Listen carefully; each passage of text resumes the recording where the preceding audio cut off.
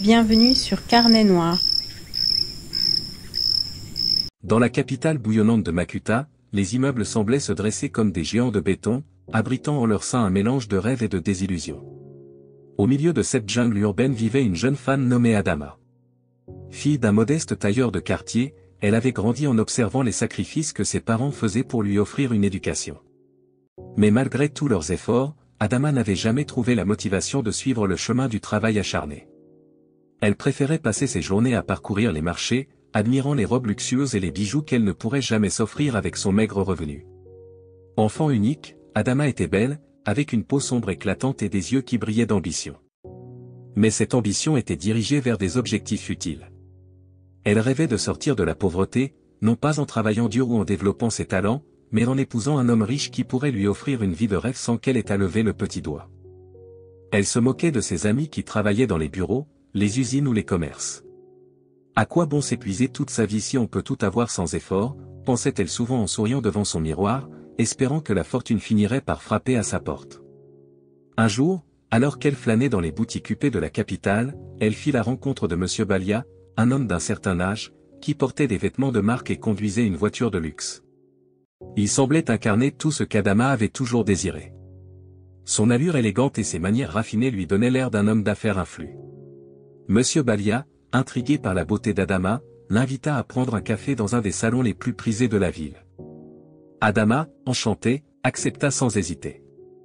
Pendant cette première rencontre, elle apprit que M. Balia avait été marié plusieurs fois, mais que la plupart de ses épouses étaient décédées de maladies ou d'accidents tragiques.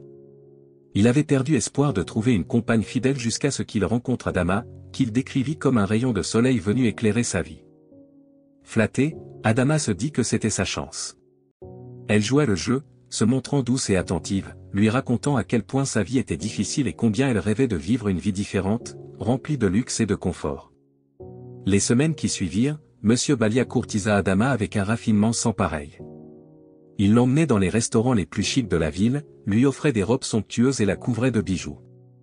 Adama, grisée par cette attention, se disait que sa chance avait enfin tourné. Elle était prête à tout pour épouser cet homme qui, bien que beaucoup plus âgé qu'elle, semblait être la clé de sa liberté financière. Après quelques mois de cette idylle luxueuse, M. Balia lui fit sa demande en mariage. Sans hésiter une seconde, Adama accepta, convaincue qu'elle allait hériter d'une fortune immense dès que son mari, déjà affaibli par l'âge, finirait par mourir. Le mariage fut organisé en grande pompe. Des invités prestigieux, des tenues somptueuses, et un festin digne des contes de fées. Adama, resplendissante dans sa robe blanche ornée de perles, souriait aux côtés de son mari, mais au fond d'elle-même, elle comptait déjà les jours.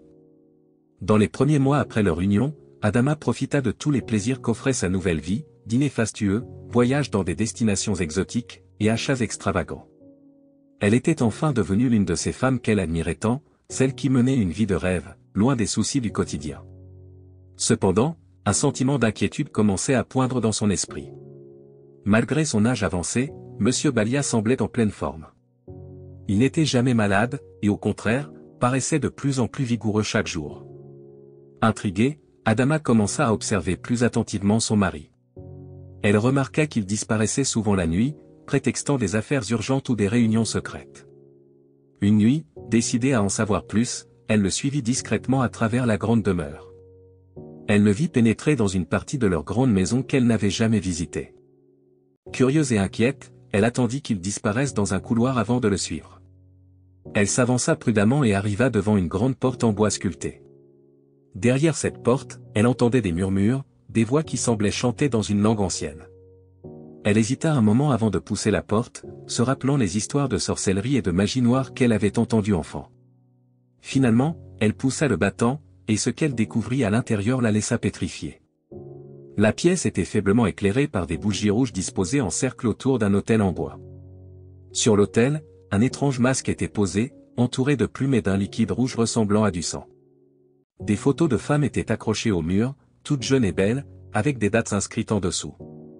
Adama sentit un frisson glacial parcourir son dos en reconnaissant certains visages, c'étaient les anciennes épouses de M. Balia. Une panique sourde l'envahit, mais elle continua d'avancer, comme hypnotisée. Elle s'approcha d'un tiroir ouvert sur l'autel. À l'intérieur se trouvait un vieux grimoire. Les pages étaient couvertes d'écritures incompréhensibles, mais au centre d'une page, elle reconnut un symbole identique à celui gravé sur la porte d'entrée de la pièce. Elle réalisa alors que ce lieu n'était pas simplement un sanctuaire privé, c'était un lieu de rituel. Les murmures autour d'elle semblaient s'intensifier, et le masque sur l'autel commença à vibrer. Adama voulut reculer, mais elle se sentit comme aspirée vers l'avant, ses pieds refusant de bouger. Les ombres dans la pièce se mirent à danser, prenant des formes de femmes. Elles la fixaient de leurs yeux vides, leurs visages marqués par la tristesse et la souffrance. L'une d'entre elles s'approcha, tendant une main translucide vers Adama. « Il est trop tard pour toi. Nous sommes toutes tombées dans son piège, » murmura-t-elle d'une voix brisée. Terrifiée, Adama chercha à se libérer de cette emprise invisible, mais plus elle luttait, plus elle se sentait épuisée. Ses forces l'abandonnaient peu à peu, et elle sentit ses genoux fléchir. Juste au moment où elle croyait s'évanouir, la porte de la salle s'ouvrit brusquement, et Monsieur Balia apparut, le visage ombragé d'un sourire mystérieux. « Tu es bien plus curieuse que je ne le pensais, » dit-il, s'avançant lentement vers elle. « Mais tu ne devrais pas être ici. » Sa voix était douce, mais une menace sourdait de ses paroles. Adama, se sentant prise au piège, tenta de le confronter. « Qu'est-ce que c'est que tout ça? Qui sont ces femmes? » Sa voix tremblait, mais elle essaya de se montrer forte. Monsieur Balia éclata de rire, un rire glacé qui résonna dans la pièce. « Ces femmes, dit-il en pointant du doigt les photos accrochées au mur. Ce sont celles qui t'ont précédé. Celles qui ont pensé, comme toi, qu'elles pouvaient tout obtenir sans en payer le prix. » Adama recula, son souffle court. Elle commença à comprendre l'ampleur du piège dans lequel elle s'était laissée prendre. Elle était la prochaine sur cette liste, et tout ce luxe qu'elle avait reçu n'était qu'un leurre. « Alors, que comptes-tu me faire ?» demanda-t-elle, le visage livide. « Ce que je fais toujours, » répondit-il calmement. « Tu m'as offert ta jeunesse, et en échange, tu as eu un avant-goût du luxe. Mais toute chose a un prix, et le tien approche. » Il la saisit par le bras, et elle sentit une vague de chaleur traverser son corps, comme si sa vitalité s'échappait d'elle. Elle se débattit, mais c'était comme si elle luttait contre une force invisible et colossale. « Non. Lâche-moi » cria-t-elle, mais sa voix se perdit dans le vide. Alors qu'elle se sentait sur le point de s'évanouir, Monsieur Balia relâcha son emprise. « Ce n'est pas encore le moment. Tu as encore un rôle à jouer. » Il la poussa hors de la pièce et ferma la porte derrière elle, la laissant tremblante et désorientée. Adama retourna dans sa chambre, mais la peur ne la quitta pas. Elle se mit à fouiller dans la maison, cherchant un moyen de se protéger, de briser le cycle. Mais chaque porte qu'elle ouvrait, chaque placard qu'elle fouillait, semblait la ramener à cette vérité inéluctable, elle était prisonnière. Ses tentatives de fuite échouaient systématiquement, comme si la maison elle-même cherchait à la retenir. Elle finit par trouver un ancien cahier appartenant à l'une des épouses précédentes, caché sous une pile de vieux tissus. À l'intérieur, elle découvrit un récit semblable au sien, une jeune femme attirée par le luxe, tombée amoureuse de l'illusion de richesse offerte par Monsieur Balia. Le journal se terminait brusquement, avec une phrase écrite en lettres tremblantes, « Il m'a volé ma vie ». La peur d'Adama se transforma en une terreur froide.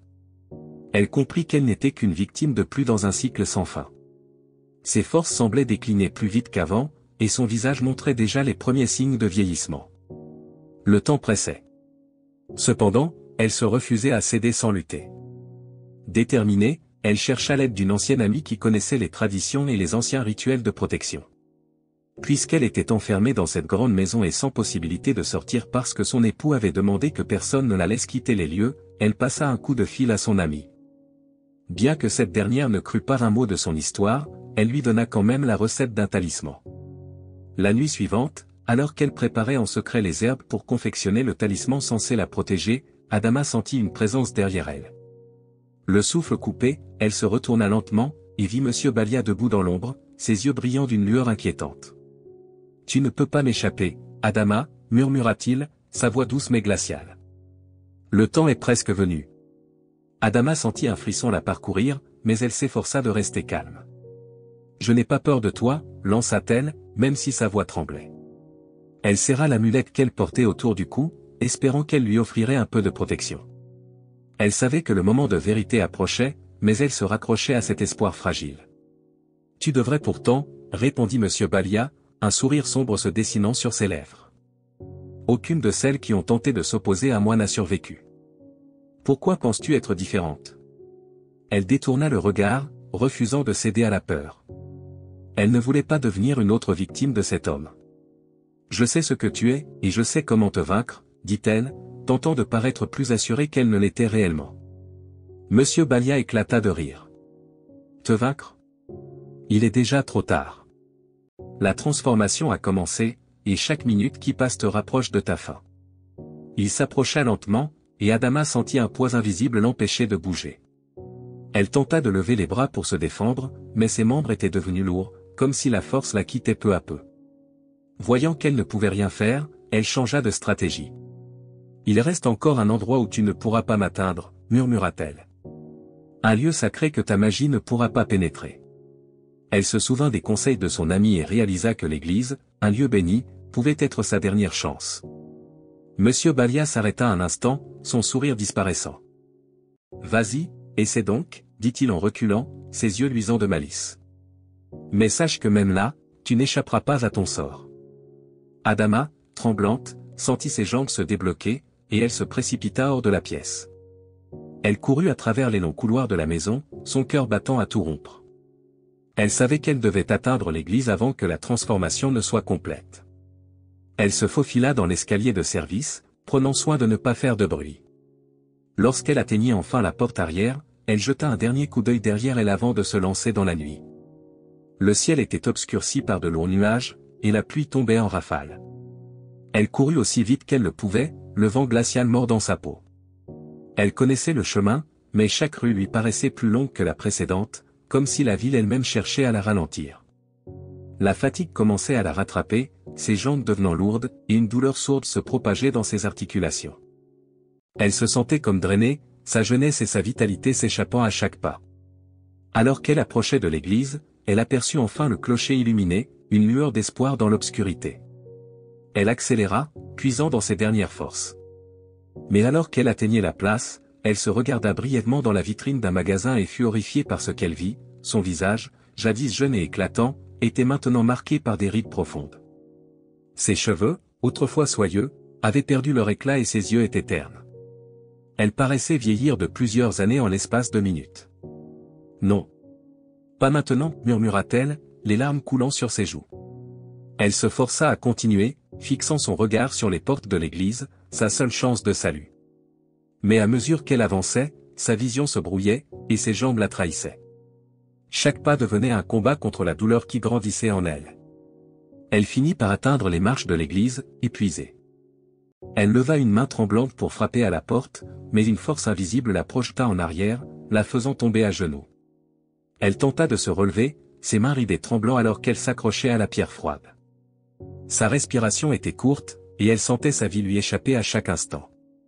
Non. Je dois. Je dois. Sa voix était à peine un murmure. Elle rampa, ses doigts effleurant les marches. La douleur était insoutenable, et elle comprit que sa jeunesse lui était arrachée, comme une flamme soufflée par le vent. Dans un dernier effort désespéré, elle frappa la porte de l'église, mais il était trop tard.